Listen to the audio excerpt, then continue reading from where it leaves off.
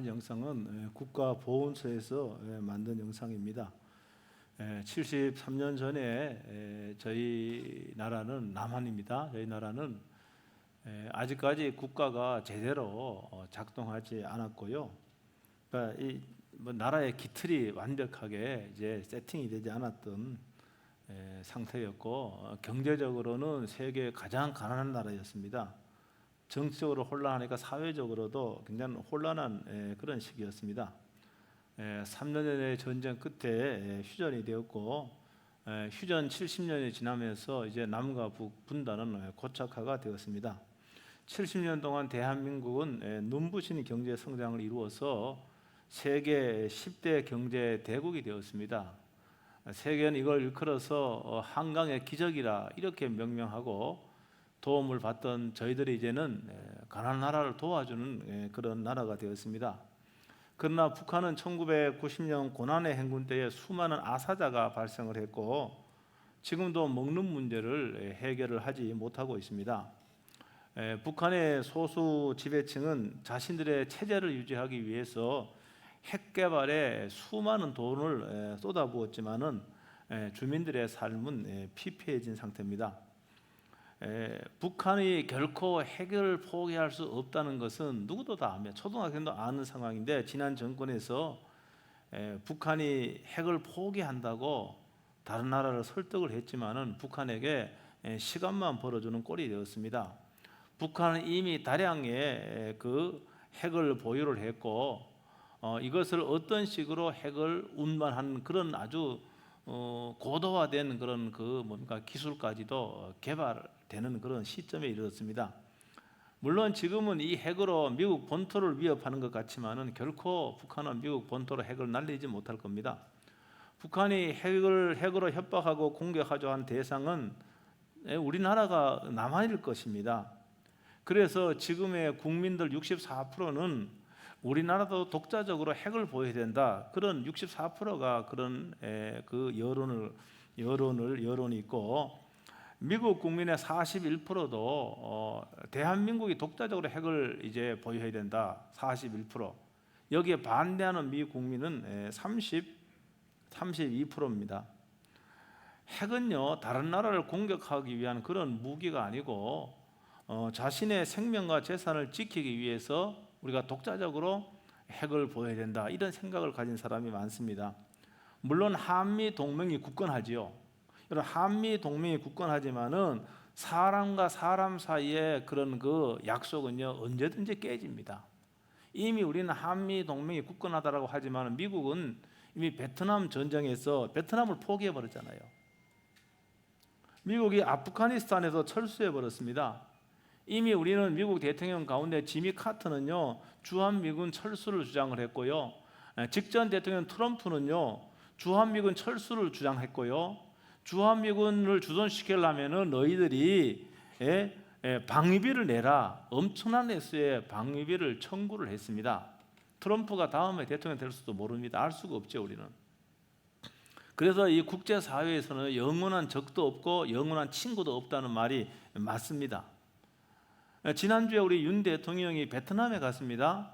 여러분, 베트남은 여기 베트남에 전쟁에 싸운 성도들도 있는데, 여러분, 베트남은 과거에요, 총뿌리로 서로 겨누고 싸웠습니다. 그런데 베트남에 가서 베트남 주석을 만나서 한국과 베트남은 경제 협력과 동반자 관계를 확인하는 그런 그 시간이 있었습니다.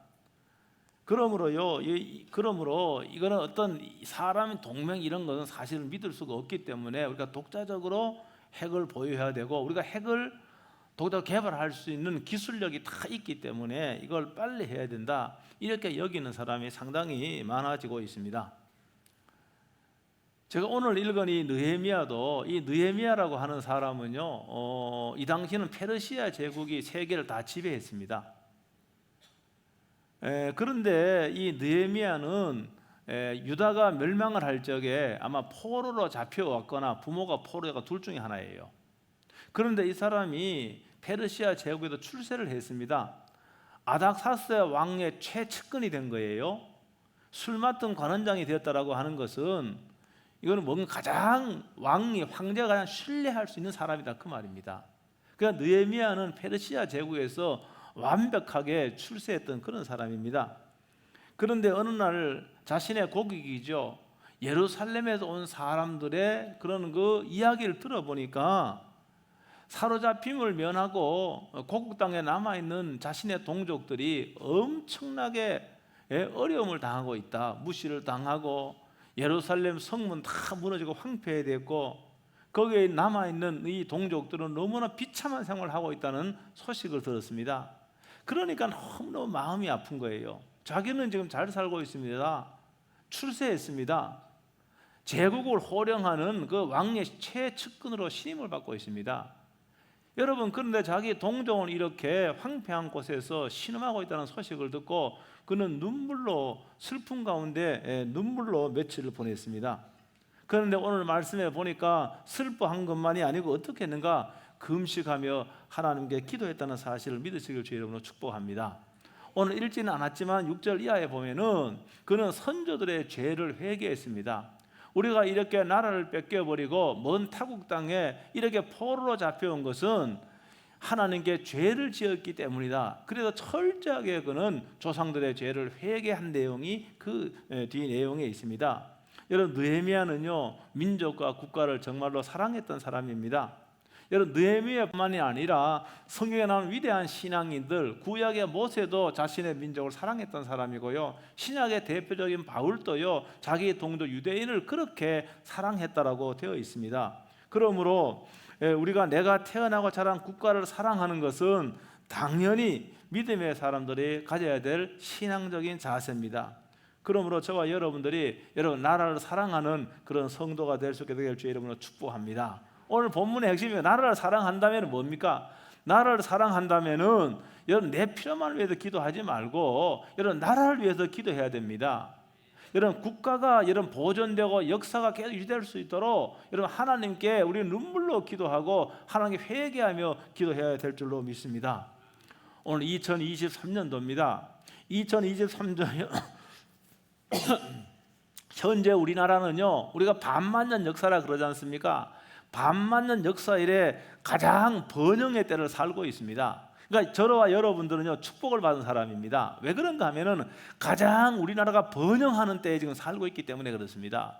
그래서 우리는 세계민이 누릴 수 없는 수많은 풍족한 삶을 살고 여러분 그 다음에 인권과 여러분 자유로 이동할 수가 있고 예배 드릴 수 있는 정말로 좋은 나라에 저와 여러분들은 살고 있기 때문에 저와 여러분들은 복을 받은 사람임을 믿으시길 주의 이름으로 축복합니다.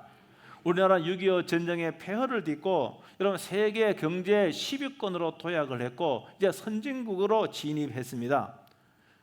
경제 규모도 그렇고요. 1인당 GDP는요 1인당 GDP는 이미 일본과 비슷비슷합니다. 35,000불입니다 저희가. 그런데 앞으로 몇 년이 있으면은 우리가 일본을 추월할 거다. 1인당 GDP는 일본을 추월할 거다. 그렇게 경제 전문가들이 예상을 하고 있습니다. 물론 국가 GDP는요 일본은 인구가 많기 때문에 우리가 좀 떨어지지만은 어쨌든 간에 우리가 이만큼 우리가 굉장한 그런 성장을 이루었습니다. 지금까지 대한민국의 반도체는요 이 반도체로 돈을 많이 벌었습니다. 앞으로 이제 돈을 벌 수 있는 분야가 2차 전지라 그러죠. 2차 전지의 기술력도 우리나라가 상당합니다. 이 밖에도 배를 건조하는 조선 기술은요 세계 1위입니다. 자타공인합니다. 경제뿐만이 아니죠. 지금 한국 문화는요 세계에서 엄청난 환영을 받고 있고 여러분 한국 K-팝, 한국의 음악, 한국의 음식, 한국의 영화, 한국의 드라마 여러분 선풍적인 여러분 인기몰이를 하고 있습니다. 이런 현상을 보면은 우리나라의 영향력은 세계 안에서 계속해서 올라가고 있다고 그렇게 추측을 할 수가 있습니다. 과거는 한국을 잘 몰랐습니다. 어디가 미국 가도 한국 잘 몰랐습니다. 그 중국 사람이냐 물어보고 일본 사람이냐 물어봅니다. 근데 지금은요 우리가 먼저 하지 않아도 한국 사람이냐고 이렇게 물어봅니다. 국가의 위상이 올라갔고 국격이 올라갔습니다. 우리가 정말로 세계에서 가장 가난한 나라 원조받았습니다. 지금 우리가 다른 나라를 도와주는 그런 나라가 되었습니다. 여러분 이 정도로 된 것은 여러분 하나님의 특별한 은혜라고 믿습니다. 여러분 그럼에도 불구하고 여러분 공든탑은 일순간에 무너질 수가 있습니다. 여러분 지금의 세계 정세는 한 치 앞을 내다볼 수가 없습니다. 우리나라는 지정학적으로 여러분 열강의 틈바구니 속에 있잖아요. 여러분 중국도 지금 G2 아니 미국 다음 아닙니까? 러시아가 있죠. 일본이 있죠. 다 경제 대국입니다. 우리나라가 그 틈바구니 속에서 지금까지 여러분 역사를 유지하고 이렇게 똑같은 문화를 공유하고 이렇게 했던 이런 나라가 여러분 세상에 없습니다. 여러분 열강의 틈바구니 속에서 여러분 우리나라가 망하지 않았습니다. 역사를 공유하고 여러분 문화를 공유하는 여러분 이 나라를 지금까지 지켜오던 것은 이거는 대단한 겁니다. 이런 나라가 잘 없다는 거예요. 여러분 그래서 여러분 우리나라에 대해서 우리가 자긍심을 가져도 괜찮습니다. 충분히 자긍심을 가져야 됩니다. 그래서 제가 오늘 우리나라를 둘러싸고 있는 그런 열강들을 좀 언급할 수밖에 없습니다. 왜 그런가 하면 우리는 지금도 그러고 앞으로도 이들과 늘 뭡니까? 이들과 주고받고 관계 속에서 여러분 나라의 번영을 계속 이루어 가야 되기 때문에 그렇습니다. 1991년 전까지는요 냉전 시대. 그러니까 자본주의를 축축을 한 이 자유국가인 미국과 그 다음에 사회주의 국가에는 이 소비에트 연방 이 두 축이요 대립을 한 G1과 2였습니다.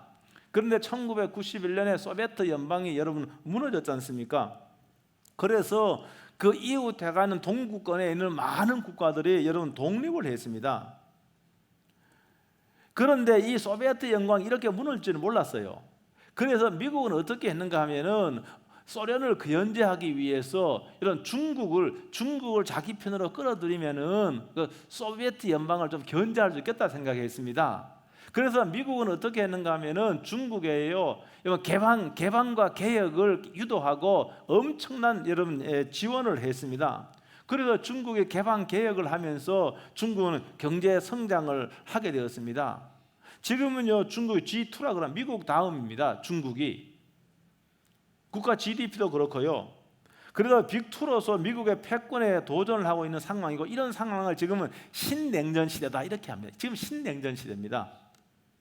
중국의 시진핑이 1922년에 국가 주석이 되었습니다.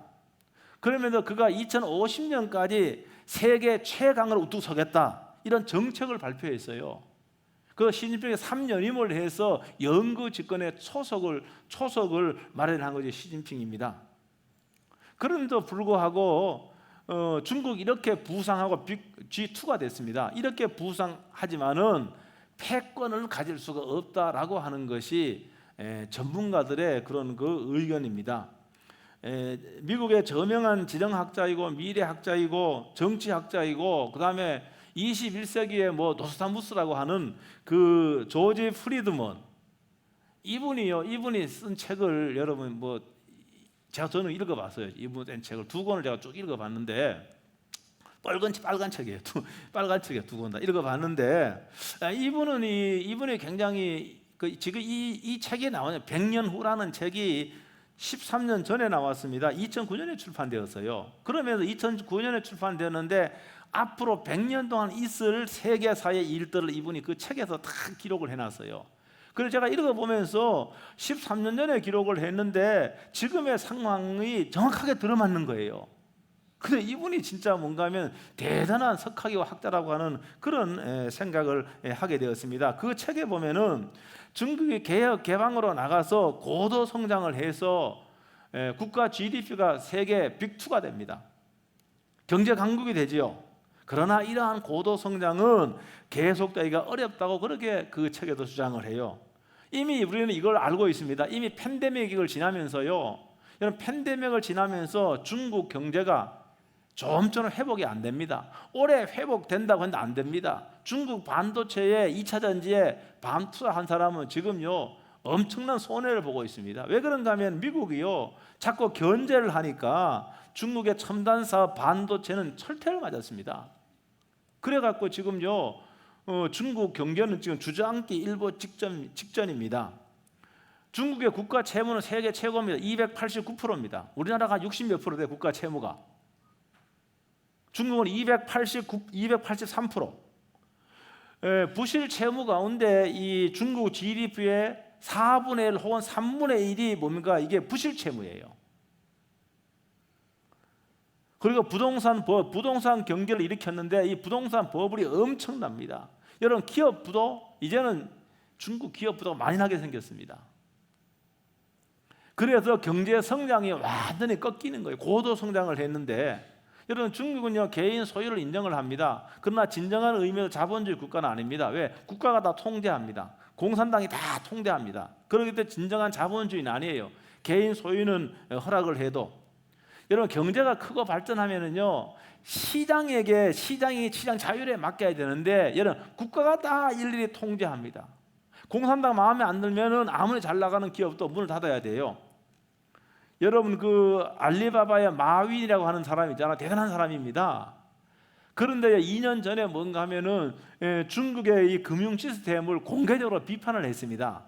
그러고부터는 방송에 얼굴 사라져 버렸습니다. 나는 그 사람 죽은 줄 알았어.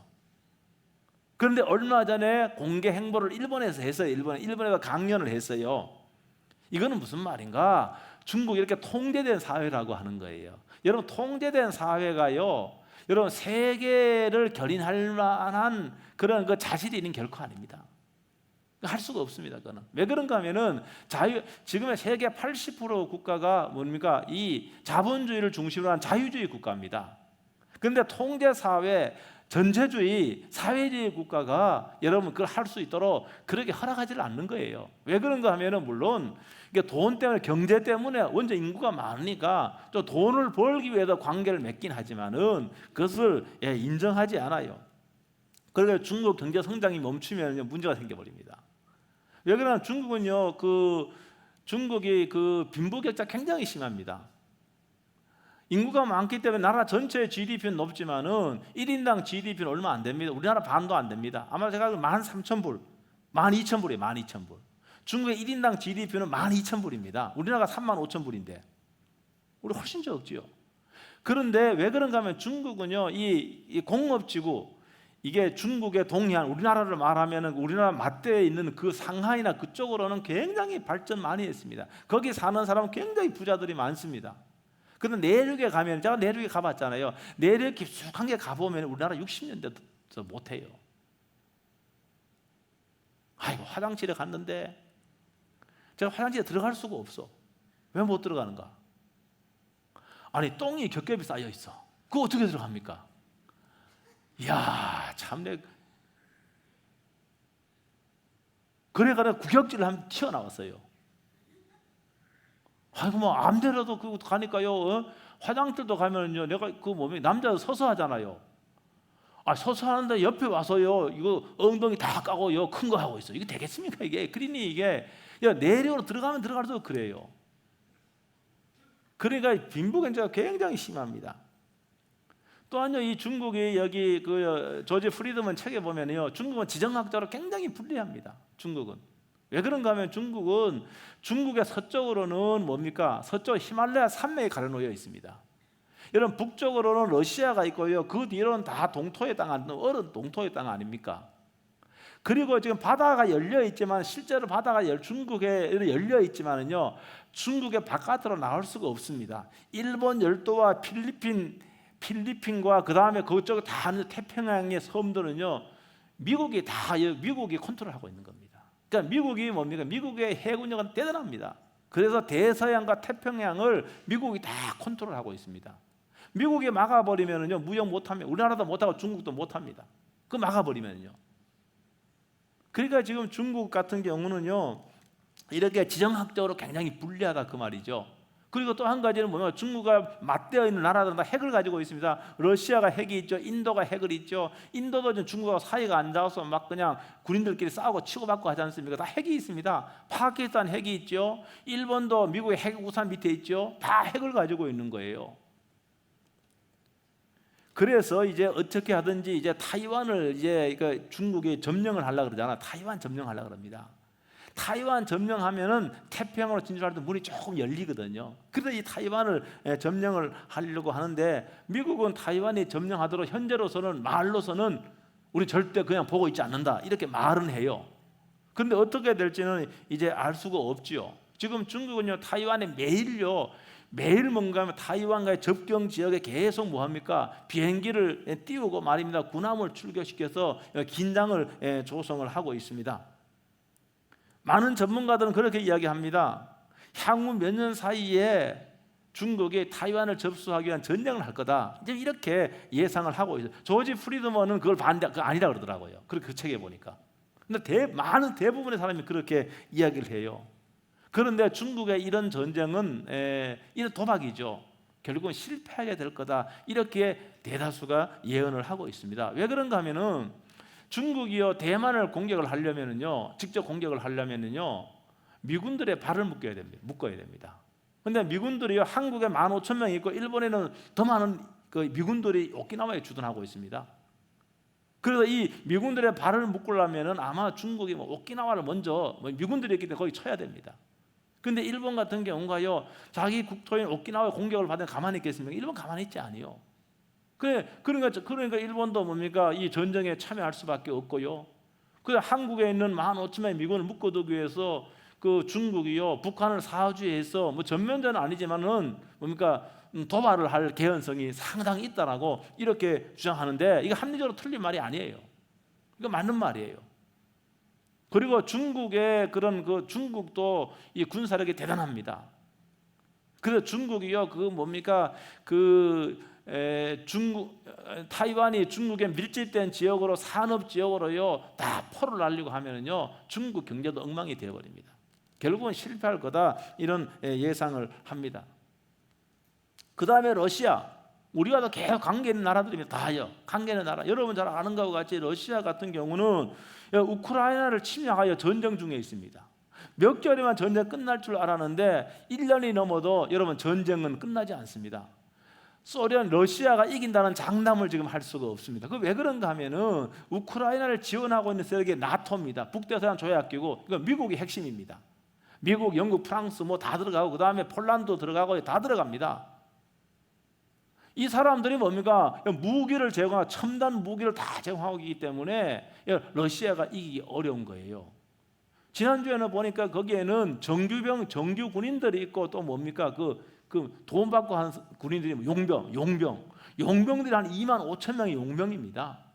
그 용병의 수장이 뭡니까? 반란을 일으켜서 모스크바로 진군하다가 협상을 해서 러시아를 떠나도록 협상을 했다 그래요. 여러분 이것은 결국 러시아도 이 전쟁에서 이기기가 쉽지 않다는 걸 말해주고 있고 이기기가 쉽지 않습니다. 그러면은요 지금 푸틴은 엄청난 여러분 타격을 받게 되는 것이죠. 제가 그 책을 봤는데 조지 프리드먼 책이 이렇게 되어 있어요. 이게 13년 전에 2009년도에 쓰여진 건데 2020년 이후에 러시아는 또 한 번 몰락의 길을 가게 될 거다. 그게 그렇게 있어요. 그게 맞는 것 같아요. 지금 보니까 맞아 떨어지는 것 같아요. 지금 현재로서는 보니까 전쟁 이런 거 장기간 동안 전쟁 이렇게 오래 하면은 결국은 뭡니까? 내부에서 문제가 생겨버리는 거죠. 물론요, 그거를 자신들의 어떤 국익을 위해서 전쟁을 하고 자신들의 보호를 목적으로 전쟁을 하지만은 전쟁은 있어서는 안 되는 거죠. 여러분, 우리 대한민국 과거에도 그러고 지금도 이런 열강의 틈바구니 속에서 유구한 역사를 우리들은 이어오고 있습니다. 우리는 러시아와 국경을 맞대고 있고 중국과 또 일본과 국경을 맞대고 있습니다.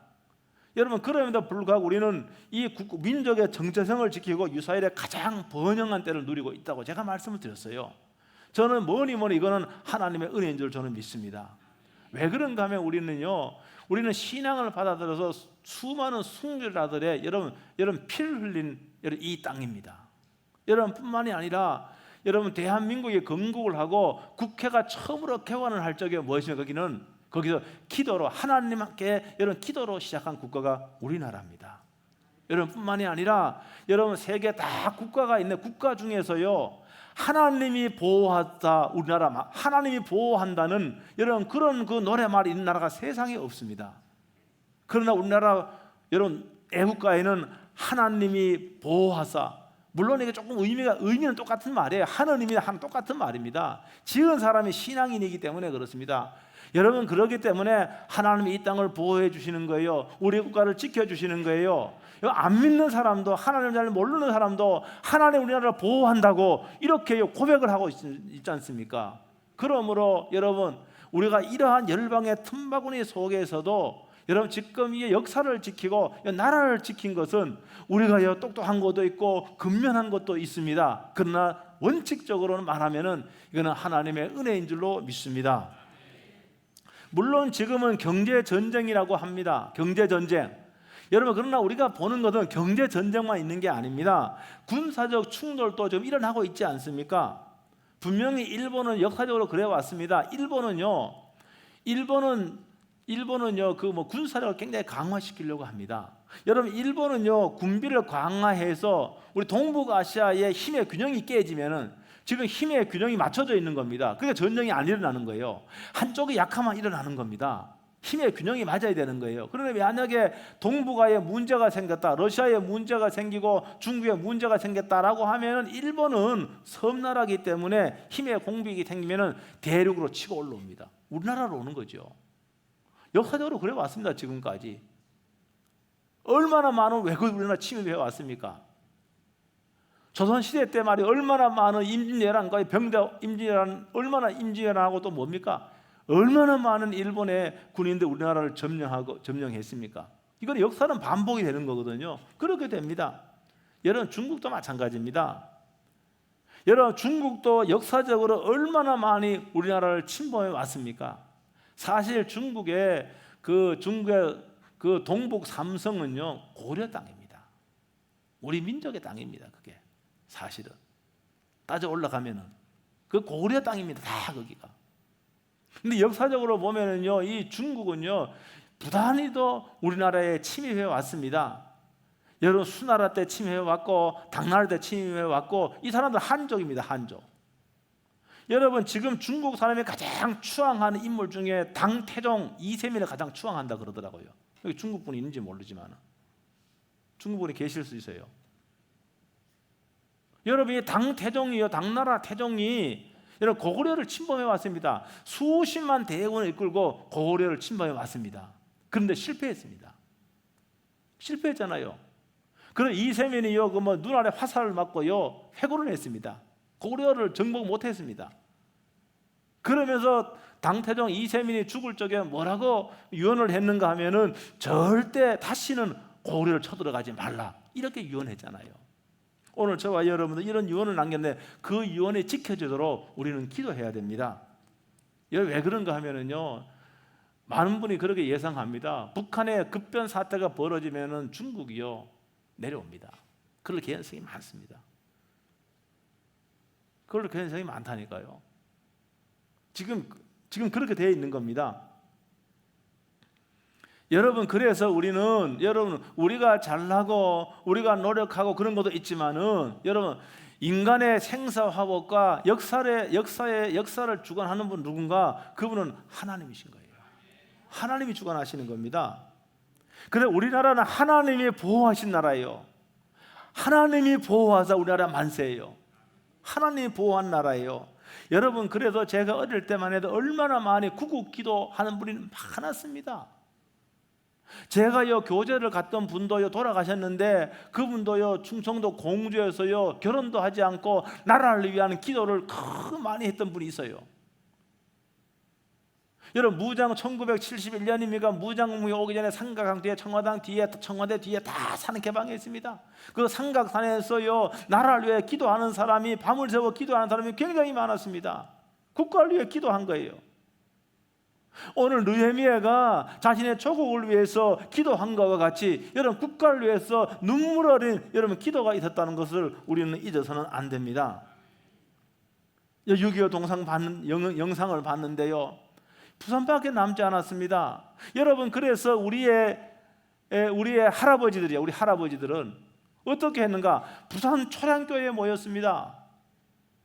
그 부산 초량교회에 모여서 여러분 장로님들, 목사님들, 성도들이 모여서 밤을 새워가며 가슴을 치면서 하나님께 회개했습니다. 신사참배를 회개하고 이 땅을 구해달라고, 우리를 구원해달라고 그 부산 초량교에서 눈물로 회개하면서 하나님께 여러분 구원을 호소했습니다. 그러고부터 3일 후에 여러분 미국의 메가더 장군이 인천 상륙작전에 성공했다는 거 믿으시길 주의 이름으로 축복합니다. 여러분 그렇기 때문에 여러분 우리도 나라를 위해서 매일매일 기도해야 됩니다. 기도해야 되는 거예요. 나라를 사랑하는 사람은 여러분 하나님께 기도하는 거예요. 여러분 경제력과 군사력으로만 나라가 흥망성쇠 결정되는 거 아니에요.